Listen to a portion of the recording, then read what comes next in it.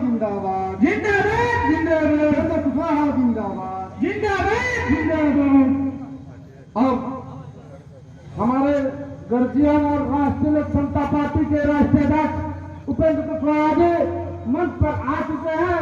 आप लोगों से आग्रह है एक बार खड़ा होकर जोरदार तालियों से स्वागत करें। उपेंद्र कुशवाहा जिंदाबाद जिंदाबाद जिंदाबाद जिंदाबाद जिंदाबाद। बदलियों में रहते हुए, इस सरकार में रहते हुए हमने देखा कि किस तरह प्रशासनिक भ्रष्टाचार और प्रशासनिक तानाशाही का बोलबाला है। आप ब्लॉक में चले जाए, थाने में चले जाए, हर जगह करप्शन है, बिना चढ़ावे का कुछ नहीं होता है। दूसरी तरफ लगभग 10 वर्षों से जो यहां का प्रतिनिधित्व कर रहे हैं, जिन्हें माननीय नीतीश कुमार जी बड़ी गर्व के साथ कहते हैं कि सर सम बहादुर सिंह जी, उन्हें सर कहा जाता है। उनके बारे में बड़हरिया की जनता जानती है। हमसे बहुत सारे लोग पूछे कि भाई श्याम बहादुर जी का टिकट मिल गया, आपका टिकट क्यों कट गया? तो हमने लोगों से, मीडिया के भाइयों से मैंने यही कहा कि हम शराब नहीं पीते हैं, नर्तकियों के साथ ठुमका नहीं लगाते हैं, इसीलिए मेरा टिकट माननीय नीतीश कुमार जी ने काट दिया। और टिकट के लिए हम कभी भी शराब नहीं पिएंगे, कभी भी नर्तकियों के साथ ठुमका नहीं लगाएंगे। आज हालात इतनी बदतर हो गई है कि जदयू के सिवान जिले में जितने प्रत्याशी खड़े हैं, या तो शराब माफिया हैं, या तो दारूबाज हैं, या नटवरलाल हैं। चुन चुन करके नीतीश कुमार ने इन लोगों को टिकट दिया है।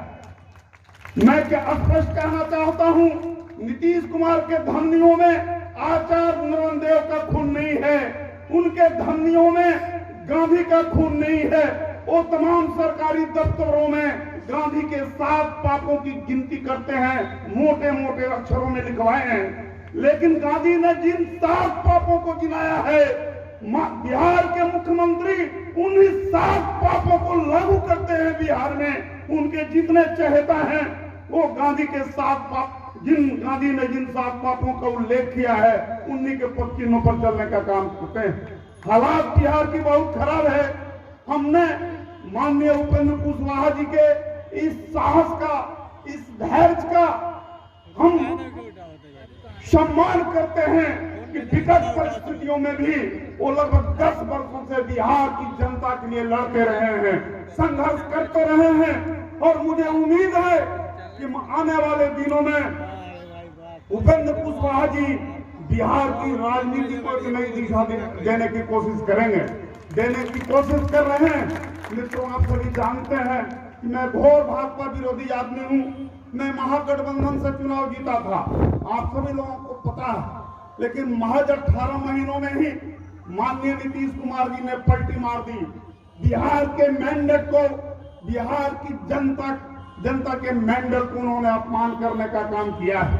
इसलिए जब मैंने पहला प्रेस कॉन्फ्रेंस किया था तो मैंने यही कहा था कि हमें संघी बनाने की कोशिश की गई, हमारा भगवाकरण करने की कोशिश किया गया। लेकिन जब हम भगवाकरण करने से इनकार कर दिए, ये भी एक महत्वपूर्ण राजनीतिक कारण था जिसके चलते नीतीश कुमार जी ने हमारा टिकट काट दिया। टिकट काट देने से हमें गर्व है, हमें खुशी है कि हम कम से कम आज जो देश की जो हालात है, देश की जो परिस्थिति है, आज करोड़ों करोड़ लोग जो बेरोजगार हैं, और देश की जो दिशा है दक्षिणपंथी दिशा, जो कारपोरेट दिशा है, उस दिशा के तरफ रमेश कुशवाहा नहीं बढ़ा। इस बात की मुझे खुशी है। तो आइए हम तमाम लोग मिलकर के वंदना कुशवाहा जी को, जो आरएसएस की धरती है बड़हरिया, जो भाजपाइयों का गढ़ है बड़हरिया, और जहां से बराबर हुंकार भरा करते हैं श्याम बहादुर सिंह, उनकी जमानत को जब्त करा देने के हम लोग शपथ लें और वंदना कुशवाहा को भारी से भारी मतों से जिताने की कोशिश करें। इसी आह्वान और अपील के साथ मैं अपनी बात समाप्त करता हूं। इनकलाब जिंदाबाद। उपेंद्र कुशवाहा जिंदाबाद जिंदाबाद जिंदाबाद। उपेंद्र कुशवाहा जिंदाबाद जिंदाबाद जिंदाबाद। माननीय उपेंद्र कुशवाहा जी एवं इस सभा में बैठे लोकतंत्र के मालिक अभिभावक तुल्य जनता को सादर नमस्कार प्रणाम करती हूँ। आप सभी से आग्रह करती हूँ कि अब की बार शिक्षा वाली सरकार चुने एवं बिहार बढ़िया के तकदीर बदले और उपेंद्र कुशवाहा जी के हाथों को मजबूत करें। रह गई शिक्षा की बात तो नचनिया विधायक को चुनौती कर रही हूँ। आइए जनता के अदालत में डिवोट कीजिए, मालिक मतदाता स्वयं अपना प्रतिनिधि चुन लेगी। जय रालोसपा, जय ओवैसी साहब, जय मायावती जी, जय हिंद, जय भारत। भाइयों, मित्रों, मीडिया के बंधुओं, मित्रों, अलग अलग गठबंधन की ओर से उम्मीदवारी है इस विधानसभा क्षेत्र में, बिहार में बाकी जगह पर भी। सब लोग वोट मांगने आपके बीच भी आ रहे होंगे। 15 वर्ष जिनको आप सब लोगों ने पहले चुना था और 15 वर्ष से जिनका अभी शासन चल रहा है, दोनों की ओर से फिर से एक बार आग्रह कि अगला 5 साल और दीजिए। भाइयों और बहनों, 15 साल आपने इनको देखा, दोनों को आजमाया है। हम आपसे आग्रह करने आए हैं, गंभीरतापूर्वक आपको विचार करना चाहिए। 15 साल पहले जिनको मौका दिया, उन्होंने आपके साथ न्याय किया या नहीं किया, इस बात पर आपको विचार करना चाहिए। बाद में 15 साल आपने जिनको दिया, जिनकी सरकार अभी चल रही है, माननीय मुख्यमंत्री नीतीश कुमार जी, इन्होंने आपके साथ न्याय किया या नहीं किया, इस पर भी आपको गौर करना चाहिए।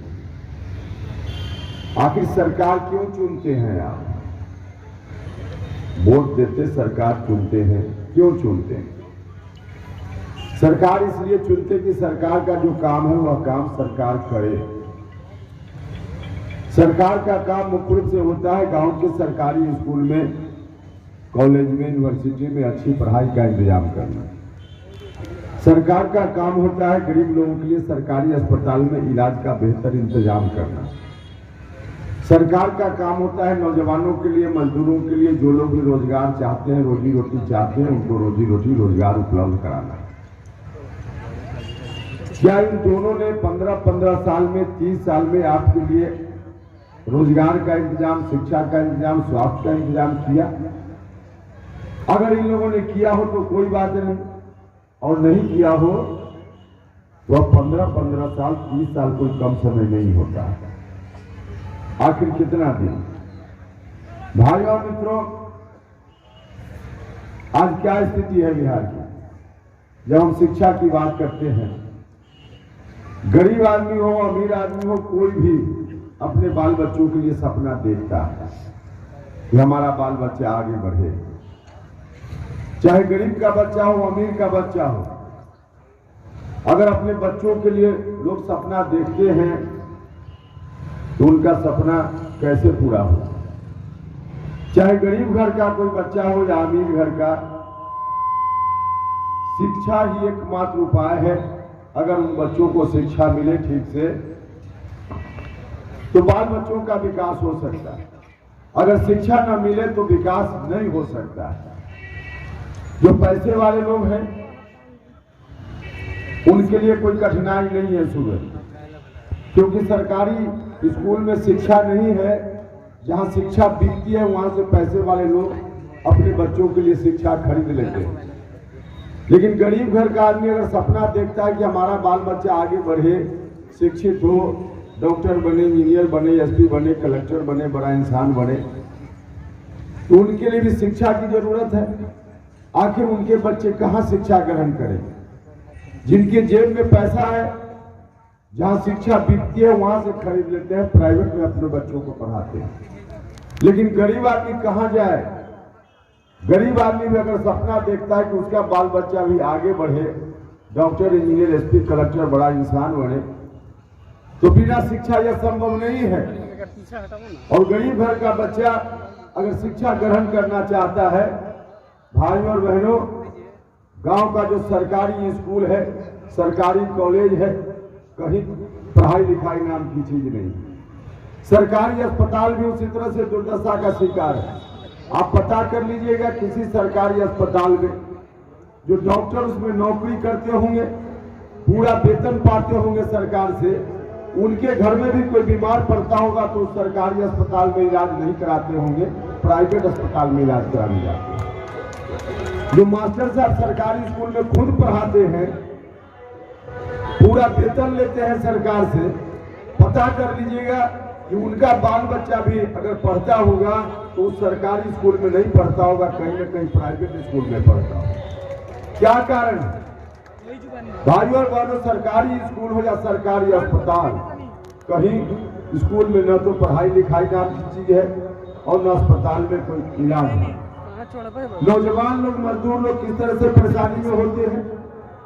नीतीश कुमार जी ने तो दावा किया था जब सरकार बनी 2005 में, उसके बाद लगातार उन्होंने दावा किया कि अब हमारे यहाँ के लोग पलायन नहीं करते, मजदूर लोग, नौजवान लोग दूसरे राज्यों में नहीं जाते। लेकिन कोरोना के समय संकट ने उजागर कर दिया। जो कुछ भी इन्होंने कहा, इनके दावे की पोल खुल गई। हजारों लाखों की संख्या में, जब हजारों किलोमीटर दूर से महिलाएं पैदल चल रही थी, बुजुर्ग पैदल चल रहे थे, महिलाएं छोटे छोटे बच्चों को लेकर, दुधमुआ बच्चे को लेकर, गोद में लेकर जब पैदल चल रही थी हजारों किलोमीटर दूर से, तो महिला या दूसरे जो मजदूर, जो दूसरे लोग चल रहे थे, कहीं और के नहीं, बिहार के थे, यहीं के थे। भाई और बहनों, क्यों ऐसी स्थिति होती? क्या हमारे बिहार में, बिहार के लोगों के लिए रोजी रोजगार का इंतजाम नहीं हो सकता? क्या हमारे बिहार में गरीब घर के बच्चों के लिए पढ़ाई लिखाई का इंतजाम नहीं हो सकता? क्या हमारे बिहार के सरकारी अस्पताल में इलाज का इंतजाम नहीं हो सकता? होने के लिए सब कुछ हो सकता है। जब दिल्ली के सरकारी अस्पताल में अच्छा इलाज का इंतजाम हो सकता है, दिल्ली के सरकारी स्कूल में पढ़ाई की अच्छी व्यवस्था हो सकती है, तो बिहार के सरकारी स्कूल में भी अच्छी पढ़ाई की व्यवस्था हो सकती है। यहाँ भी इलाज का अच्छा इंतजाम हो सकता है। दूसरे प्रदेश में कहीं चले जाएंगे, हिंदुस्तान का कोई शहर, छोटा शहर या बड़ा शहर, वहाँ बिहार के लोग मजदूरी करते हुए, ठेला चलाते हुए, रिक्शा चलाते हुए, चाय बेचते हुए मिल जाएंगे आप।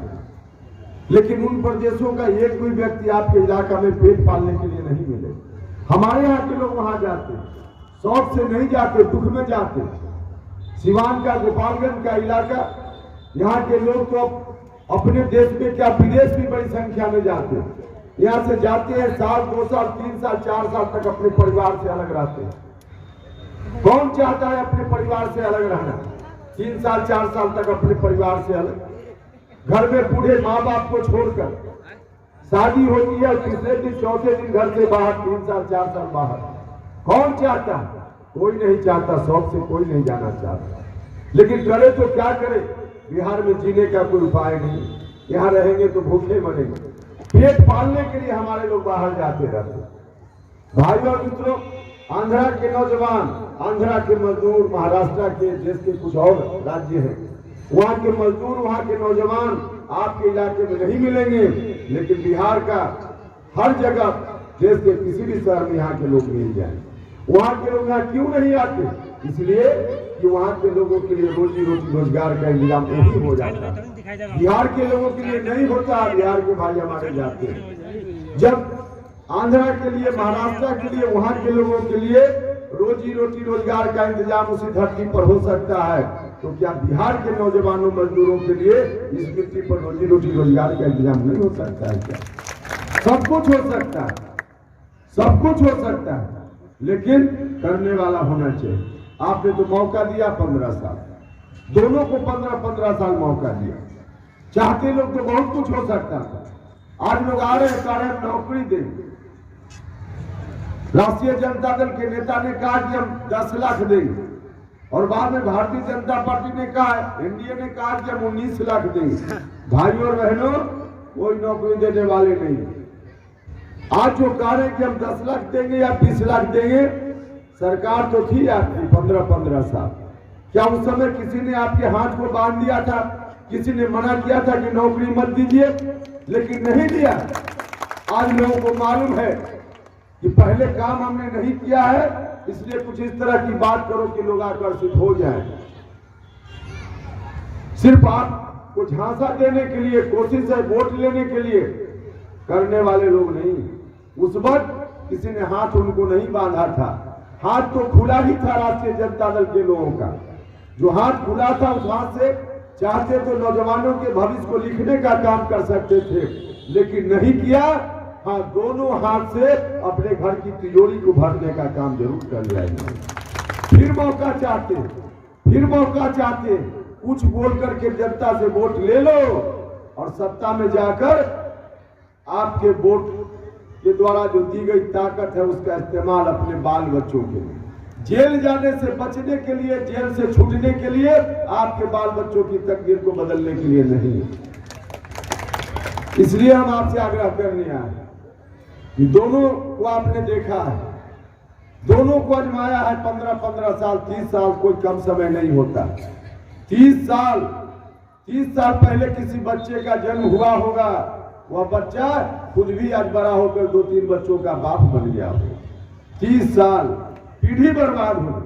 इन 30 वर्षों में पढ़ाई लिखाई स्कूल में नहीं होने के कारण जिनका भविष्य बर्बाद हो गया होगा, समय बीत गया है, कोई दुनिया की ताकत उनके भविष्य को फिर से लौटाने का काम करे? किस तरह की स्थिति थी उस समय? भाई और बहनों, हम आपसे आग्रह करने आए, पहले आपने चाहे उनके कारण उनको वोट दिया हो, चाहे इनके कारण इनको वोट दिया हो, कृपा करके इस बार उनके कारण या इनके कारण वोट मत दीजिएगा। इस बार अपने बाल बच्चों के लिए वोट देने का काम कीजिए। हम आपसे यही आग्रह करने आए।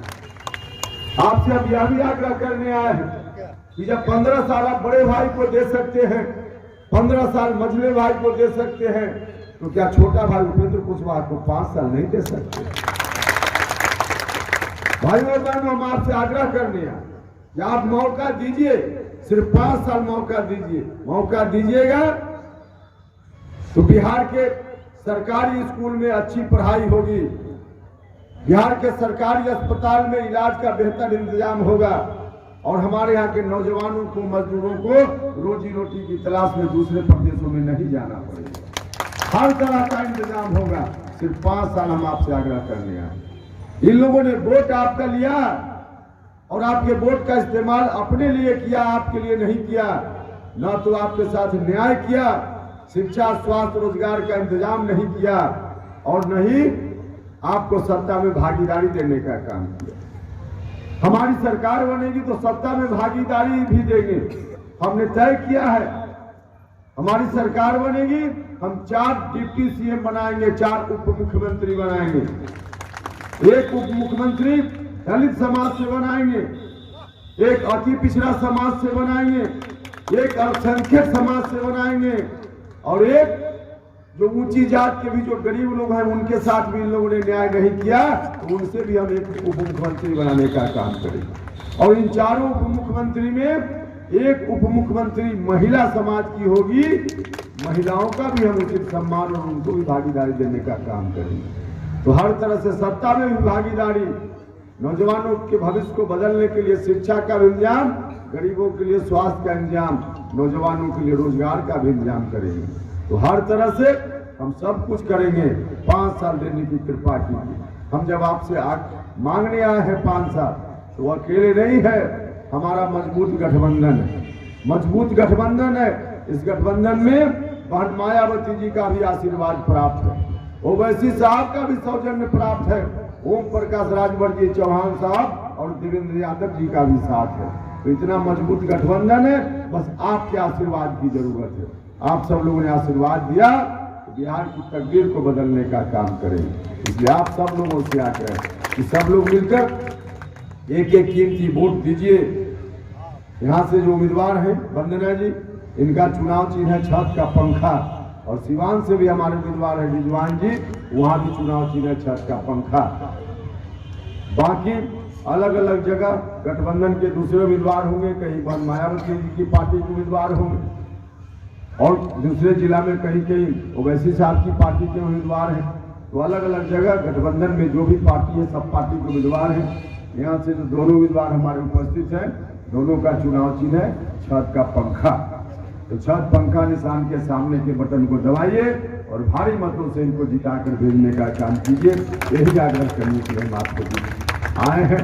तो क्या है मन मिला, जरा एक बार बताइए। सब लोग पंखा चाप पर वोट दीजिएगा ना, हाथ उठाकर बताइए। चलिए, तो सब लोग मिलकर सिर्फ वोट देना ही नहीं है, अगल बगल में पूरे क्षेत्र में घूमकर और लोगों से वोट दिलवाने का भी काम करना है। विशेष रूप से राष्ट्रीय लोक समता पार्टी के लोगों से मैं कहना चाहता हूं, आप लोग वोट दे भी दीजिएगा, मैं जानता हूं, लेकिन सिर्फ वोट देना नहीं है। वोट तो जिस दिन होगा उस दिन गिराइएगा। अभी से चौक चौराहे पर जाकर के दूसरे लोग जिस तरह से हल्ला बोलते हैं, आप लोग चौक चौराहा पर जाकर बोलिए कि इस बार वोट देंगे पंखा छाप को और उपेंद्र कुशवाहा को मुख्यमंत्री बनाने का काम। तो बोलना भी पड़ेगा, सिर्फ वोट देना ही काफी नहीं है। दूसरे लोग वोट देते हैं 5 और ऐसा बोलते हैं जैसे दे दिया 100, आप लोग देते हैं 95 और इतना धीरे से बोलते हैं कि लगता है कि 5 दिया है। तो धीरे से बोलना नहीं, जोर से बोलना भी पड़ेगा और वोट तो मुस्तैदी से देने का काम करना ही है। अब की बार अगर चाहिए इसी धरती पर रोजी रोटी और रोजगार, तो अब की बार अगर चाहिए इसी धरती पर रोजी रोटी और रोजगार, तो अब की बार चलिए। बहुत बहुत धन्यवाद।